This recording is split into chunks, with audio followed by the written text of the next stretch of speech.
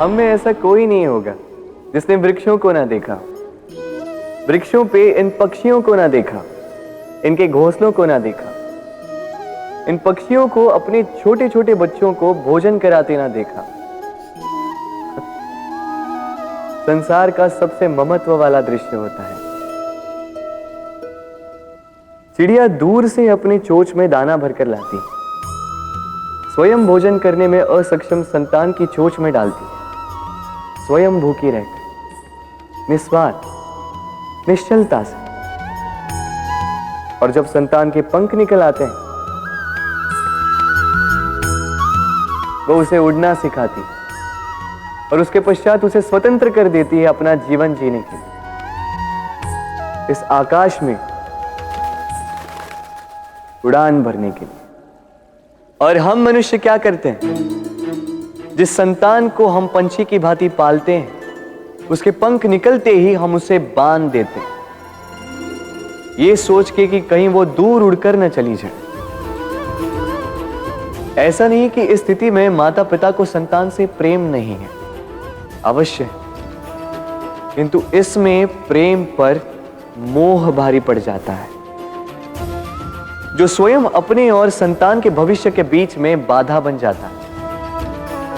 हम ये भूल जाते हैं कि हम केवल जन्मदाता है, भाग्य विधाता नहीं। तो जब प्रेम में मोह आ जाए तो वो प्रेम नहीं, स्वार्थ बन जाता है। इसलिए प्रेम को पास रखिए और मोह को दूर, क्योंकि जिससे प्रेम करते हैं उसका विकास नहीं रोका करते। राधे राधे। राधा कृष्ण।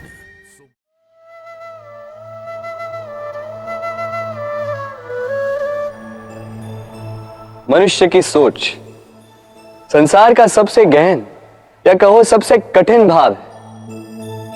कब क्या होने के पश्चात ये मन क्या सोच बैठेगा, ये कहना असंभव है। और यही सोच कई बार हमारे मन में हीन की भावना ले आती है। हम सदा हमसे ऊपर की श्रेणी के व्यक्तियों को देखते हैं, उनके जीवन का विश्लेषण करते हैं और फिर स्वयं को हीन समझ लेते हैं। इसके पास इतना धन है, इसके पास कितना बल है, और मेरे पास कुछ भी नहीं। मैं कितना हीन व्यक्ति हूं, संसार के लिए मैं कुछ भी नहीं। होता है ना ऐसा? किंतु ऐसा नहीं है। आपके पास भी बहुत कुछ है, पलट के देखिए। किसी भूखे व्यक्ति को केवल एक रोटी मिल जाए तो भले ही दूसरों के लिए वो अन्न का दाना होगा, किंतु उसके लिए वो भोज से कम नहीं। इसलिए जब भी मन में हीन भावना जागे, अपनों की ओर देखिए, उनकी ओर पलटिए। आपको विश्वास हो जाएगा कि भले ही आप ये मानते हो कि इस संसार के लिए आप कुछ नहीं है, कुछ लोगों के लिए आप संपूर्ण संसार हैं। तो जो आपका संसार है उसमें प्रसन्न रहना सीखिए। राधे राधे। राधा कृष्ण। इतना सुंदर पुस्तक है, सुंदर आवरण है, सजाए हुए पृष्ठ हैं,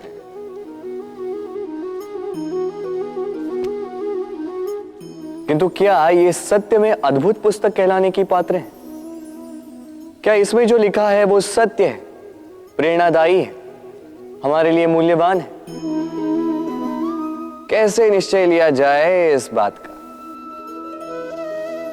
अब आप सोचेंगे कि सीधी सी बात है, आवरण को देख के पुस्तक की गुणवत्ता कैसे जानी जा सकती? इसके लिए तो आपको उसे पढ़ना होगा, उसे समझना होगा, समय देना होगा, है ना? बिल्कुल उचित सोच रहे हैं आप। बस आश्चर्य की बात यह है कि पुस्तक के विषय में आप ये सारी बातें जानते हैं, किंतु किसी व्यक्ति के विषय में आप ये सारी बातें मन में नहीं लाते। व्यक्ति का मूल्यांकन भी उसके वस्त्रों से, उसके शारीरिक रूप से या उसकी सुंदरता से नहीं किया जा सकता। उसके लिए आपको उस व्यक्ति को पढ़ना होगा, उसे समझना होगा, उसे समय देना होगा। पर हम क्या करते हैं? पहनावे, रंग, सुंदरता को देखकर आकर्षित हो जाते हैं, उसे प्रेम समझ बैठते हैं, और आए दिन कोई ना कोई ये कहते सुनाई देता है कि उसकी प्रेम कहानी सफल नहीं हो पाई, उसे छल मिला। किंतु इसमें दोष किसी और का नहीं, स्वयं आपका है। आपने उस व्यक्ति को समय नहीं दिया, आपने उस व्यक्ति के विचार नहीं परखे। प्रेम 2 क्षण में बनने वाला पकवान नहीं है। इसका स्वाद चखने के लिए आपको जीवन भर का समय देना पड़ेगा। तो समय दीजिए, एक दूसरे के रूप से नहीं, आत्मा से जुड़ी। निश्चित ही मन प्रसन्नता से कह उठेगा, राधे राधे। राधा कृष्ण। सुबह